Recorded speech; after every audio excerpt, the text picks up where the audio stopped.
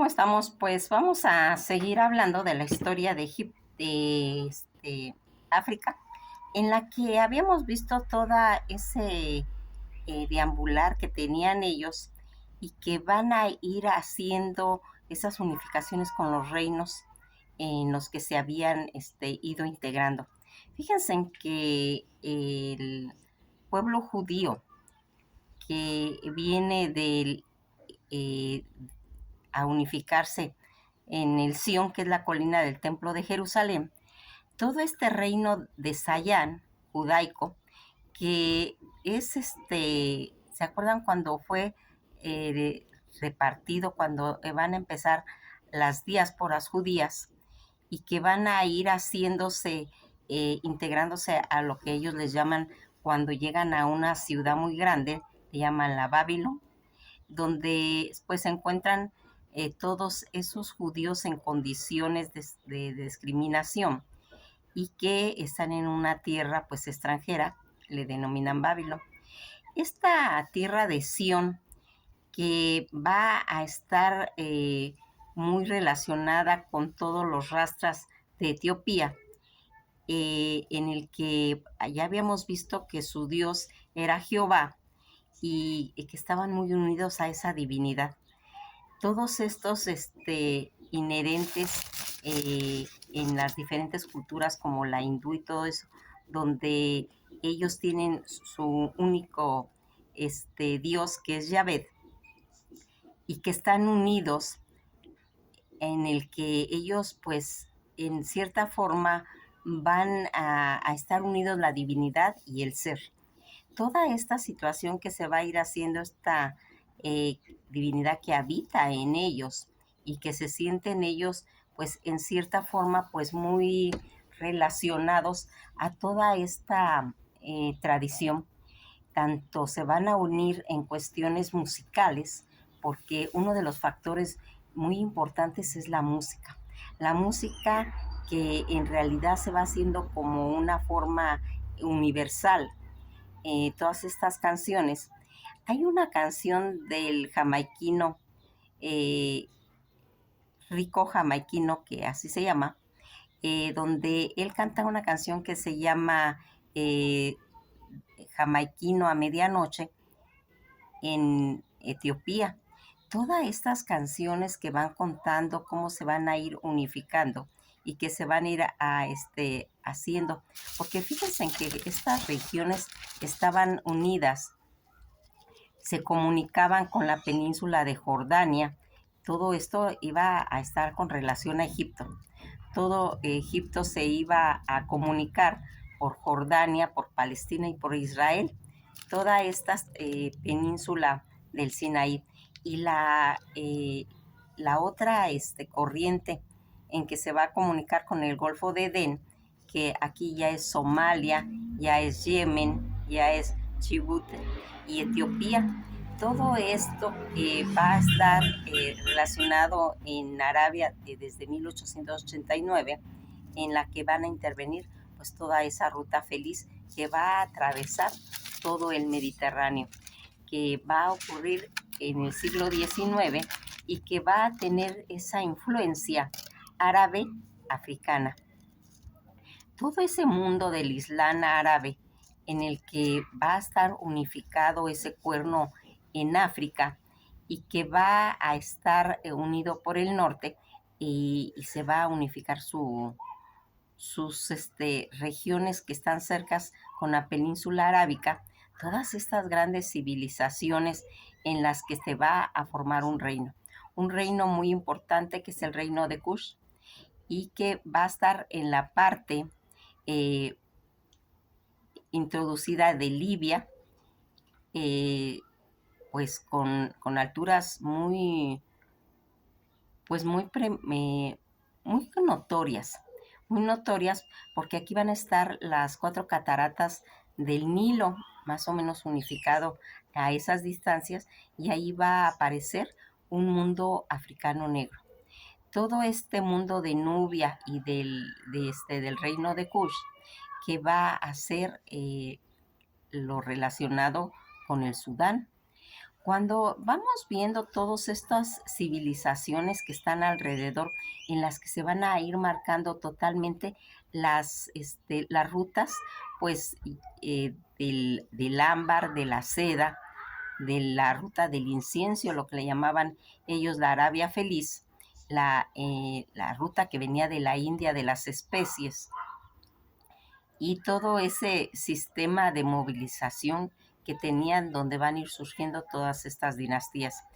que va a tener una antigüedad desde el siglo primero hasta 1974, donde su último emperador, Haile Selassie, etíope, eh, va a estar vigente hasta esas fechas. Fíjense en que una de las características que tiene Etiopía es que él no fue colonizado.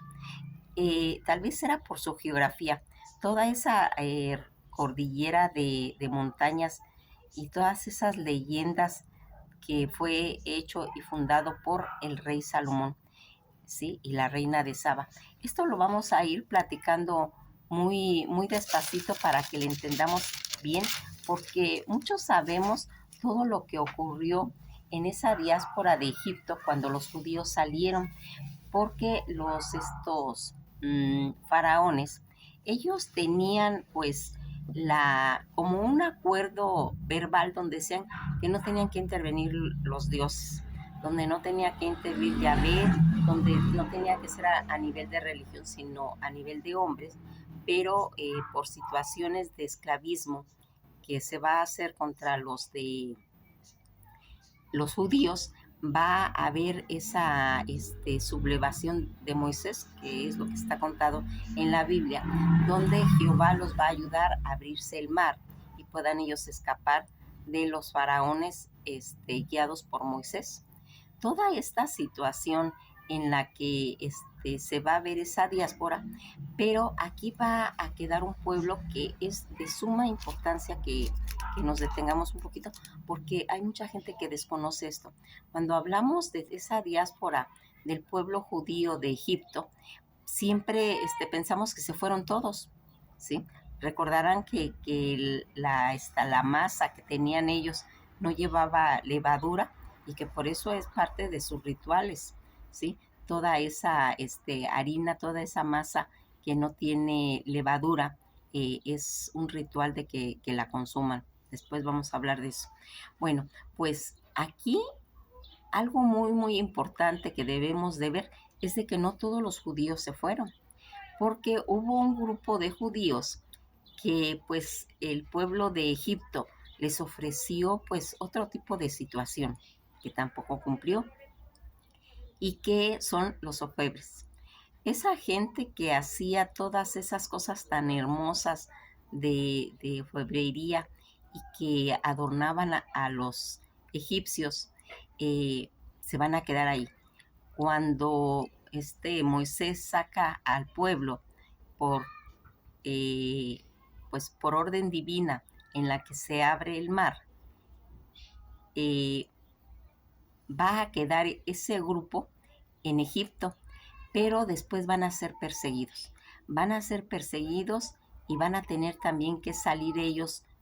pues corriendo también, y se van a ir a pues toda esa hilera de la cordillera, porque ellos ya no se pudieron ir por el mar y simplemente le pidieron pues a Jehová que él les diera una tormenta de arena para que los faraones no los vieran, y entonces ellos pudieron escapar y van a ir a llegar a lo que son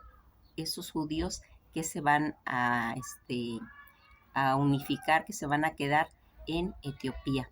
en el que aquí todo ese transitar que va haciendo este pueblo, también van perdiendo sus creencias, porque no todo se hace en un día, ¿sí? Van perdiendo la fe, y aquí va a haber un hombre que va a tener esa inquietud de volver a salvar la fe en la que ellos estaban viendo. Fíjense en que aquí, como habíamos visto, toda esta geografía donde, por ejemplo, Bogotá tiene sus sabanas, donde está todas esas cadenas de los Andes, donde están los montes Atlas, todo el Mediterráneo y que va a tener relación con el Valle de Rift y África Oriental. Toda esta situación que fueron ellos atravesando y que van a traer ese deambular que hubo todo en el Kilimanjaro, en el Robosarit, que va a ser parte de todas las historias del Nilo. Vamos a ir estudiando poco a poco porque ellos, los judíos que se quedaron en Egipto, ellos no van a regresar a Palestina, ellos se van a quedar en la meseta de Etiopía. Esto es un dato muy importante porque de ahí van a salir los rastras más adelante, porque de ahí va a salir la reina de Saba. Es muy importante que veamos de qué origen tiene. Y aquí pues ya quedó claro que son judíos. Esos judíos que no se fueron con Moisés y que se van a quedar en las mesetas de Etiopía. Toda esta situación en la que vamos a ir viendo todos estos judíos, porque fíjense en que aquí hay una situación. En el futuro, pues se va a hablar de esos judíos negros que tienen una gran relación con la religión judaica, en la que ellos siguen sus leyes, en los que ellos son ortodoxos y que ellos hablan el idioma manuscrito del Mar Muerto. Todos estos judíos que están integrados en esas mesetas de en esas mesetas de Etiopía son estos ofebs. Aquí vamos viendo cómo se va a ir haciendo, que va a llegar el grado que los van a tener que reconocer, inclusive de meterlos pues a toda esta situación del pueblo de Israel. Aunque pues va a tener, pues se puede decir que no toda la gente pues está de acuerdo, no toda la gente está de acuerdo con esta situación en la que vamos a ir viendo, como les digo, que va a irse perdiendo esa fe judaica. Para volverse a recuperar va a haber un hombre que se llama Arneo, que fue a Jerusalén. Él fue a recuperar esa fe judaica y en ese, pues se puede decir, en esa visión de querer recuperar a todo este pueblo, va a hacer que el pueblo de los judíos que están en Etiopía van a empezar a adorar al dragón. Cuando va a regresar este Arneo, que es el esposo de una mujer llamada Raquel, en la que ellos van a decir que es muy poderosa la fe judía y que la tienen que volver a retomar. Y entonces van a engañar a su pueblo y van a decir que Arneo va a pasar una noche con el dragón y lo va a vencer. Pero en realidad, en combinación con Raquel, van a llevar a un cordero bañado de leche envenenada y el dragón al comérselo pues va a morir. Pero ellos van a pensar que fue pues la fuerza que le dio la fe judaica y la van a volver a retomar. Este Armeo va a hacer un juramento de lealtad hacia, para pues premiar la lealtad que tuvo Raquel de toda esta situación y le va a jurar que nunca la va a dejar, que nunca la va a dejar y que siempre va a estar con ellos. Pero ellos no van a tener hijos varones, ellos van a tener a una mujer que va a ser la reina de Saba,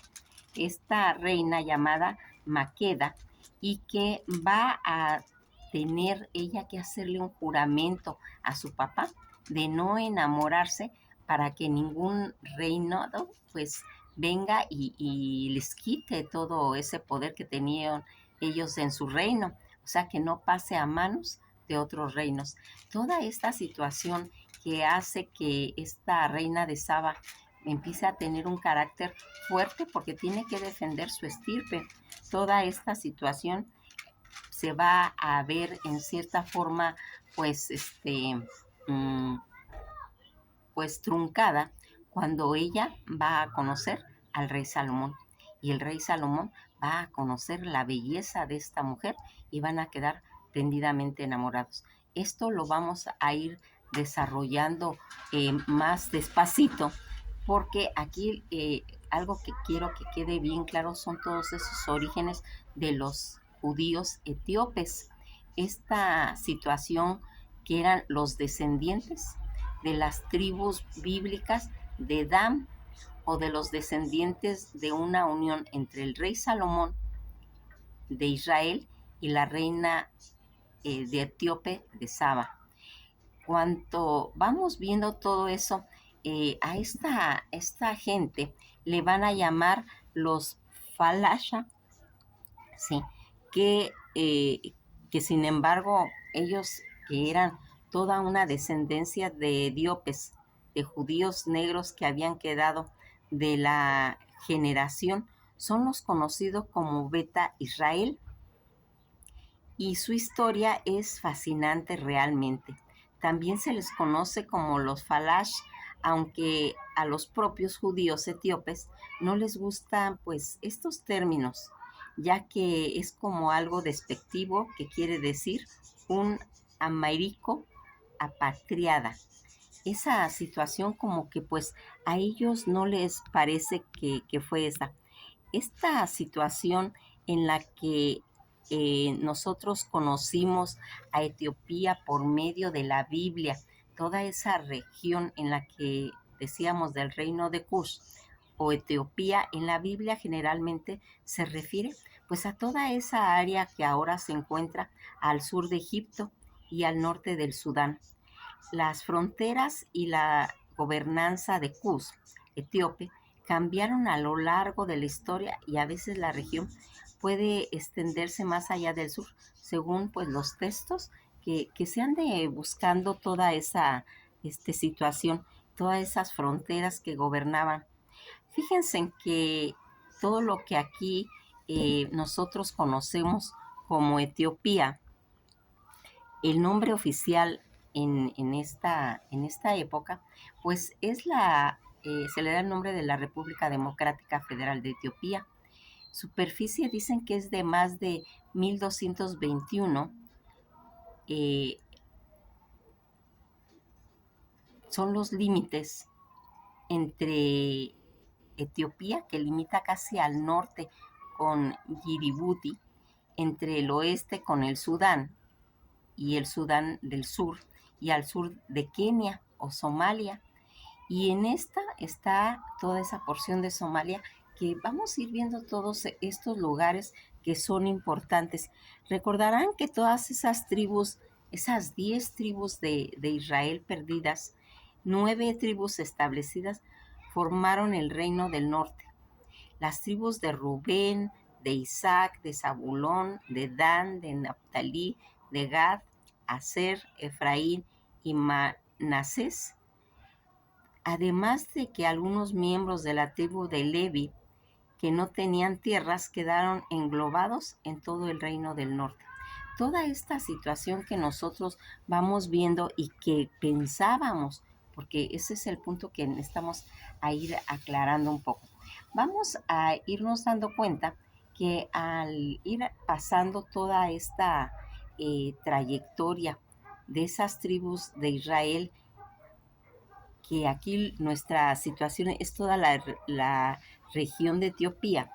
que la mayoría en la actualidad es el cristianismo. Dicen que el 61.56% de toda su población lo profesa, lo que en los últimos años el porcentaje de los creyentes ha disminuido, a pesar de que tanto el 99 y el 98% ha ido surgiendo, porque aquí se mezcló. Acuerda que todo era, que venía del Islam, que venía de toda esa generación, pero que se ha ido intercalando en los diferentes pueblos, y que vamos viendo que hay pues mm, cosas importantes. Las tribus de esas tierras prometidas que según ellos iba buscando toda esa tribu de Leví, no tuvo parte en la distribución de la tierra, pero se les asignaron ciudades dentro de las diferentes tribus para que le pudieran habitar y dedicarse ellos realmente al sacerdocio, que eran pues las funciones que hacían. Todas estas riquezas que tiene Etiopía, que es un país con 1 millón de kilómetros cuadrados, casi el doble de España, y un mercado de 100 millones de habitantes, contrariamente a lo que se cree,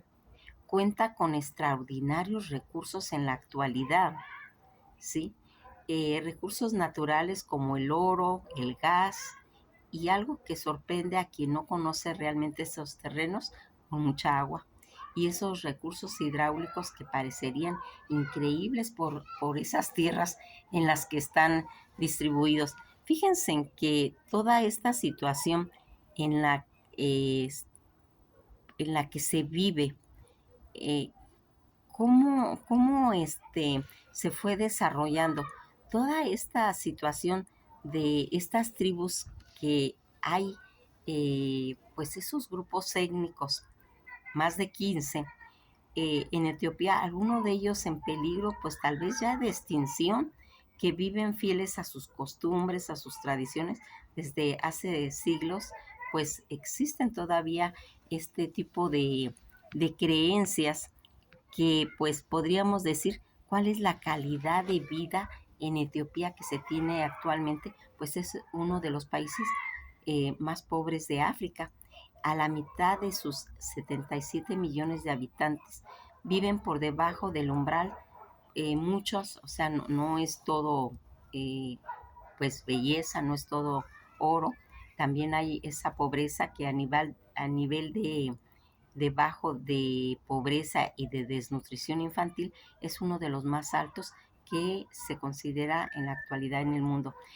Es tan apasionante ir viendo todo estas situaciones que nosotros, pues en determinado momento, vamos dejando atrás todos estos pueblos que van a darnos esa categoría de que nos interesemos. ¿Por qué me quise quedar en este punto? Miren, era de suma importancia que viéramos esa división que hubo de esos judíos que se quedaron en Egipto cuando Moisés sacó a todo ese pueblo, eh, y que van a irse a la meseta de Etiopía y que van a ser otra, eh, como otra tribu, ¿sí? En la que vamos a irnos viendo. eh, no me quiero adelantar mucho porque el siguiente punto que tenemos que hablar es de Salomón, y de Salomón ustedes saben que es grandísima toda esa historia con relación al rey Salomón y esa relación sentimental en la que va a tener inclusive un hijo con la reina de Saba. Aquí quisimos mencionar quiénes eran sus padres, ¿sí? ¿Por qué hubo esa promesa de que no se pudieran intervenir reinos que quisieran quitarles la autonomía? Porque recordarán que la reina era una mujer, la reina de Saba. eh, Toda esa situación que hemos visto a través de la historia, tanto de Inglaterra como de Francia y de España, de todo esto que hemos ido viendo, inclusive de los zares, la importancia que tenía de tener una descendencia de un hijo hombre, pero esta pareja va a tener una mujer. Entonces, es de suma importancia que ella defienda todo ese territorio, así como lo hizo Isabel I, que también ella se entregó, se casó con Inglaterra para que nadie le pudiera quitar toda esa autonomía, los reinos que vinieran. Pues así va a tener esa misma responsabilidad la reina de Saba. Por eso es muy importante que platiquemos quién es ella, cuál va a ser la importancia, cuál va a ser la importancia de ese hijo de Salomón y qué descendencia anterior tiene los hijos de Salomón, ¿sí? Aquí también tendríamos que ver un poquito de su padre, del rey David, porque hablar de todos estos reyes es tan apasionante porque se entiende mucho, se entiende cuál era la ideología de ese pueblo africano, un pueblo que estaba constituido por diferentes tribus, por diferentes civilizaciones y que va haciendo un recorrido donde se va a intercalar tanto cultura árabe ¿sí? Judaica, ¿sí? Toda esta relación con el Islam, todas esas aportaciones de todas estas rutas que eran de suma importancia, porque ya quedamos que todo el desierto de Sahara, que anteriormente, antes de que se secara, era un mar, y que sabiamente todos estos beduinos, toda esta gente que se transporta, en lugar de transportarse en barcos, como anteriormente lo hacían cuando era mar, lo van a hacer por medio de camellos, donde van a tener que introducirse en esas gigantescas dunas, y que el camello está adaptado fisiológicamente para poder deambular en esas tierras. Nos vamos a quedar aquí porque ya vamos a hablar de esa aportación tan, tan grande en la civilización como es el rey Salomón. Que pasen una buena tarde, y esto ha sido todo por hoy.